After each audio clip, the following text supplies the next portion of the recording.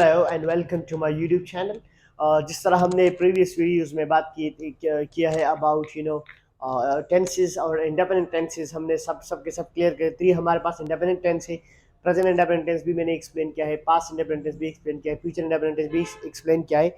तो आज की जो हमारा क्लास है वो है प्रेजेंट कंटिन्यूअस टेंस पर। प्रेजेंट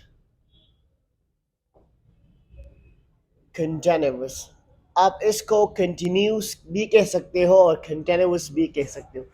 कंटिन्यूस कहो तो और कंटिन्यूस कंटिन्यूस कहो तो दोनों सेम है। तो आप अब हम बात करेंगे प्रेजेंट कंटिन्यूस टेंस के बारे में, लेकिन आपने फिर से मैं यहाँ पर क्लियर करना चाहूँगा, अगर आप नए हो इस वीडियो में तो यहाँ पर मैं ये बातें चार बातें क्लियर करना चाहूँगा। The first one is tense, the second one जो मैं यहाँ पर क्लियर करूँगा इज नॉट, और थर्ड जो हमारे पास है वो है फ्यूचर, जो हमारे पास फोर्थ है वो है टाइम। अगर आपको ये चार चीजें क्लियर है तो फिर टेंस को समझना is not tough, it is very simple. So let's go and get it. Tense की बात जब भी होती है तो आपने सब्जेक्ट और उसके साथ ऑब्जेक्ट को जरूर लगाना है, लेकिन स्ट्रक्चर में और ये जो रूल्स मैं यहाँ पर बता रहा हूँ ये मेरा अपना ही कंसेप्शन दिया हुआ है, मतलब ये कोई अथेंटिक रूल्स नहीं है। लेकिन जब भी आप टेंस को देख लो तो आपने जहन में ये रखना है कि आप सब्जेक्ट और ऑब्जेक्ट स्ट्रक्चर में ज़रूर होगा। सेंटेंस की बात नहीं कर रहा, स्ट्रक्चर में सब्जेक्ट और ऑब्जेक्ट का होना लाजमी होता है। तो नॉट जब आप लगाना चाहते हैं तो नॉट को आप हमेशा लगाओगे थर्ड पोजीशन पर, लेकिन यहाँ पर क्लियर करना चाहूँगा कि थर्ड पोजीशन पे सिर्फ नहीं लगता, नॉट सेकंड पोजीशन पर भी लग सकता है। इट डिपेंड्स, मैंने एक्सप्लेन किया भी है प्रेजेंट इंडेफिनिट टेंस में, you will get it there. अब जब थर्ड बात हम करेंगे फ्यूचर, तो फ्यूचर की वजह से आप लगाओगे वेल और शैल। ये भी क्लियर करना चाहूँगा कि जो वेल और शैल की बात, ये मैंने फ्यूचर से वेल और शैल उठा ले तो ये भी कोई अथेंटिक नहीं है, सिर्फ मेमोराइजेशन के लिए मैंने इसको कुछ इस तरह डिस्ट्रीब्यूशन किया था कि आपको समझ आ जाए। तो this is what it is like that. Similarly फिर हमारे पास टाइम का डिस्ट्रीब्यूशन है, जो हमारे पास प्रेजेंट है, पास्ट है और फ्यूचर है। अब पास्ट में सेकंड वर्ब, प्रेजेंट में फर्स्ट वर्ब और फ्यूचर में भी फर्स्ट वर्ब लगेगा। If you know these four things then memorising the tense is very simple for you guys. तो यहाँ पर आप देख लो, जिस तरह मैंने ये चार रूल्स पढ़ा दिए, अगर आप ये जानते हो तो फिर टेंस स्ट्रक्चर आप खुद ही वहाँ से निकल पाओगे। What is this tense? So tense की वजह से जिस तरह मैंने पढ़ा दिया है कि पॉजिटिव जो स्ट्रक्चर आप लिखते हो और नेगेटिव कोई भी स्ट्रक्चर लिख रहे हो तो पहले आपने सब्जेक्ट और ऑब्जेक्ट पूरा लिख दो, सब्जेक्ट और ऑब्जेक्ट को मैंने लगा दिया। अब अपार्ट इसलिए लिख दिया एक दूसरे अलग अलग, बिकॉज इस we of formula we have, उसी तरह से आपने सब्जेक्ट को पहले और ऑब्जेक्ट को लास्ट में लिख देना है। अब यहाँ पर देख लो प्रेजेंट भी है और मैंने कह भी दिया कि प्रेजेंट में फर्स्ट वर्ब आता है, लेकिन यहाँ पर देख लो कंटिन्यूअस जो हमारे पास ये एक वर्ड दिया गया है, ये एक नया वर्ड है जो हमें समझ नहीं आता कि इसका मतलब क्या होता है। तो यहाँ पर मैं एक चार्ट बना दूंगा अबाउट कंटिन्यूअस, कि कंटिन्यूअस जो हमारे पास एक लफ्ज दिया गया है वहां पर कंटिन्यूअस, इसका मतलब है गोइंग ऑन, गोइंग ऑन। और गोइंग ऑन का मतलब होता है जारी। अगर गोइंग ऑन को आप प्रोग्रेस भी कह सकते हो। जिस तरह हम देख सकते हैं कभी कभार जब रोडों पर काम किया जा रहा हो तो वहां पर एक येलो बोर्ड इंस्टॉल होता है जिसमें लिखा होता है वर्क इज इन प्रोग्रेस। तो मतलब वहां पर लिखा होता है वर्क इज इन प्रोग्रेस, मतलब होता है कि काम जारी है। तो इसका मतलब क्या है? कंटिन्यूअस का मतलब भी होता है जारी और प्रोग्रेसिव का मतलब भी होता है जारी। तो इनडायरेक्टली ये क्लियर हो गया कि दोनों जब सिमिलर मीनिंग है तो दोनों हो गए सिनोनिम्स। अब जब सिनोनिम्स हो गई तो कंटिन्यूअस को आप प्रोग्रेसिव और प्रोग्रेस को आप कंटिन्यूअस कह सकते हो। तो मतलब अभी इस डिस्कशन का मतलब क्या है, मैंने ये क्यों डिस्कस कर दिया, तो ये इसको मैं सिर्फ इतना क्लियर करना चाहूंगा कि इस कंटिन्यूअस को अगर आपने प्रेजेंट कंटिन्यूअस टेंस को प्रेजेंट प्रोग्रेसिव टेंस भी कह दिया, that's fine, that's not a big deal. यहाँ पर मैंने इसको क्लियर भी कर दिया। अब जो दूसरा इसका मतलब है, ये तो पहला वाला कंसेप्ट है जो मैं क्लियर करना चाहती हूँ कि आप कंटिन्यूअस को प्रोग्रेसिव टेंस भी कह सकते हो। दूसरा जो बड़ा रीजन है वो यही है कि आप ग्रामर में हमारे पास एक होता है प्रोग्रेसिव वर्ब। अब प्रोग्रेसिव वर्ब क्या होता है? प्रोग्रेसिव वर्ब वो वर्ब होता है जब भी आप फर्स्ट वर्ब के साथ मतलब जब फर्स्ट वर्ब हो और फर्स्ट वर्ब के साथ आप लगा लो आई एन जी, बस a verb having ing is called progressive verb, or when we add ing with the first verb that is called progressive verb. तो जब आप first verb के साथ ing लगा लेते हो तो ये बन जाएगी progressive verb। और जिस तरह मैंने कह दिया कि progressive को आप continuous कह सकते हो, continuous verb भी है। तो मतलब यहाँ पर ये जो डिस्कशन मैंने कर दी, इससे इनडायरेक्टली ये प्रूव हो गया कि प्रोग्रेसिव वर्ब जो हमारे पास एक वर्ब है ये हमेशा कंटिन्यूअस टेंस में ही इस्तेमाल होगी। सो सिमिलरली यहाँ पर कंटिन्यूअस की वजह से मैं लगाऊंगा फर्स्ट वर्ब के साथ आई एन जी। तो ये क्लियर हो गया up to this level. I just got the structure. तो ये जो स्ट्रक्चर मैंने यहाँ पर लिख दिया है ये अभी भी इनकम्प्लीट है, लेकिन सब्जेक्ट और ऑब्जेक्ट को मैंने टेंस से उठा दिया और पर्सन प्लस आईएनजी को मैंने कंटिन्यूअस से सॉरी उठा दिया। सिमिलरली आप यहाँ पर देख सकते हो कि प्रेजेंट है हमारे पास। प्रेजेंट का मतलब होता है फर्स्ट वर्ब का इस्तेमाल कर देना। तो यहाँ पर फर्स्ट वर्ब लगे कुछ कुछ ये समझिए फर्स्ट वर्ब तो यहाँ पर लगा हुआ है, लेकिन ये फर्स्ट वर्ब आईएनजी यहाँ पर प्रेजेंट की वजह से नहीं लगा है, ये फर्स्ट वर्ब प्लस आईएनजी यहाँ पर प्रोग्रेसिव वर्ब की वजह से लगा है। तो ये आपको क्लियर होना चाहिए कि ये जो फर्स्ट वर्ब प्लस आईएनजी है ये हमने कंटिन्यूअस से उठाए हैं, सब्जेक्ट और ऑब्जेक्ट को हमने टेंस से उठाए हैं। अब प्रेजेंट जो हमारे पास फर्स्ट वर्ब है उसी की वजह से आपने फर्स्ट वर्ब को उठाना ही होगा। तो यहाँ पर आप देख सकते हो जिस तरह मैंने रूल्स में बता दिया कि ये जो टेंसेस है ये स्ट्रक्चर्स अगर सिमिलर हो जाए तो कोई मसला क्रिएट नहीं करता, लेकिन अगर आप हेल्पिंग वर्ब को एक दफ़ा आपने इस्तेमाल कर दिया और दूसरी दफ़ा फिर इस्तेमाल करना चाहते हो so that would be completely considered wrong. तो वो जो हेल्पिंग वर्ब अगर एक बार इस्तेमाल हो गया फिर इस्तेमाल हो रहा है तो वो रॉन्ग कंसिडर हो जाएगा। So that should not be done. आप वो बिल्कुल ना किया कर।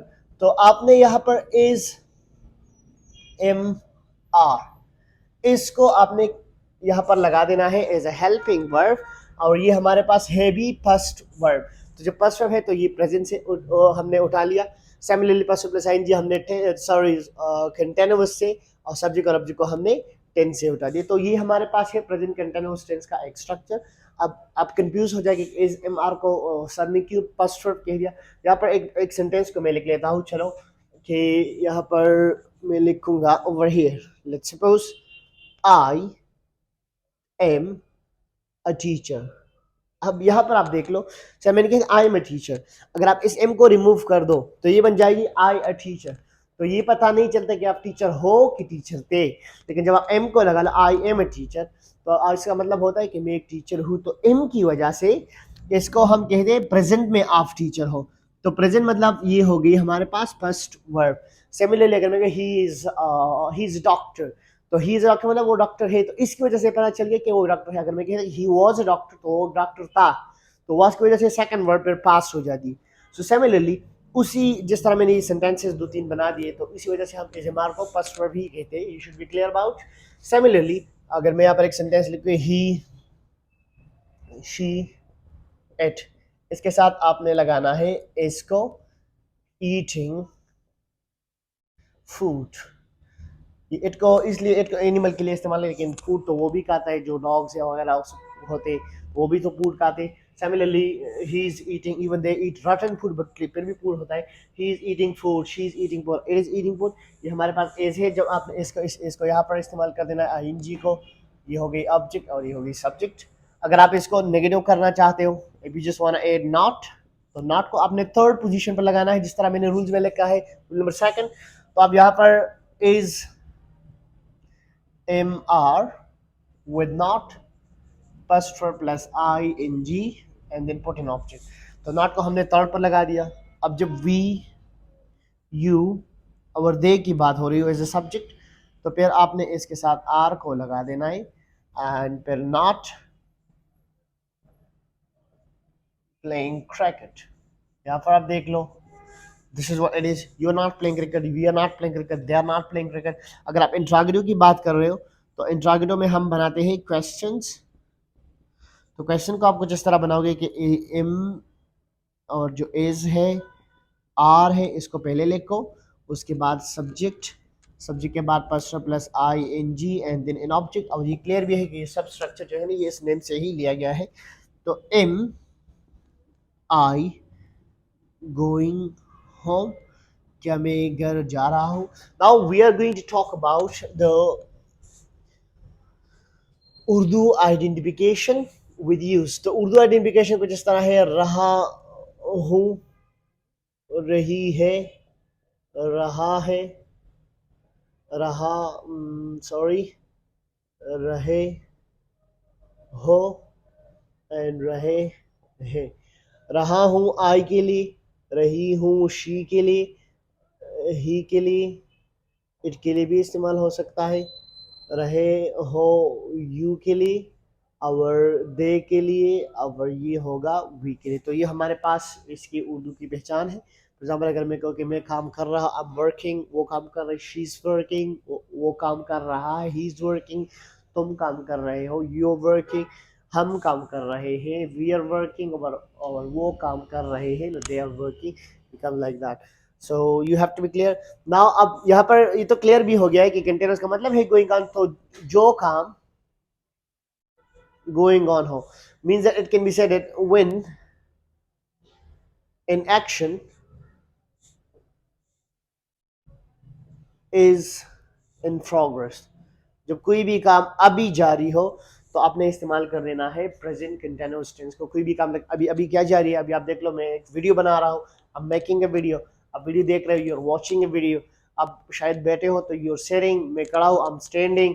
तो मतलब ये सब कार्य when an action is in progress, जब कोई भी काम जारी हो, जब अब जब कोई भी काम जारी हो तो आपने इसको कह देना है प्रेजेंट कंटिन्यूअस टेंस। अब देख लो यार, अपने इर्द गिर्द देख लो, look around you, if anything is in progress, अगर कोई भी चीज जारी हो तो आपने इसको प्रेजेंट कंटिन्यूअस टेंस का इस्तेमाल करके ही आपने इस्तेमाल कर देना है।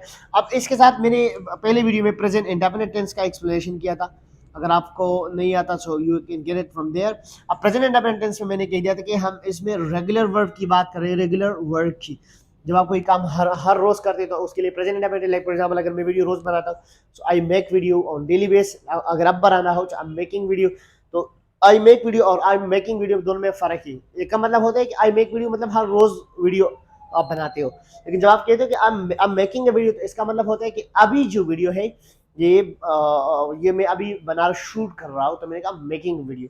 You have to be clear about present indefinite tense, present continuous में फर्क यही है कि प्रेजेंट कंटीन्यूअस टेंस कोई काम अभी जारी है, प्रेजेंट इंडेफिनिट टेंस कोई काम आप डेली कर रहे हो। You have to be clear about these tenses. So this was a lecture about present continuous tense. And if you're new to this video, don't forget to subscribe the channel and press the bell icon in order to get notification about the new video. And wait for the next video. Till then, take care.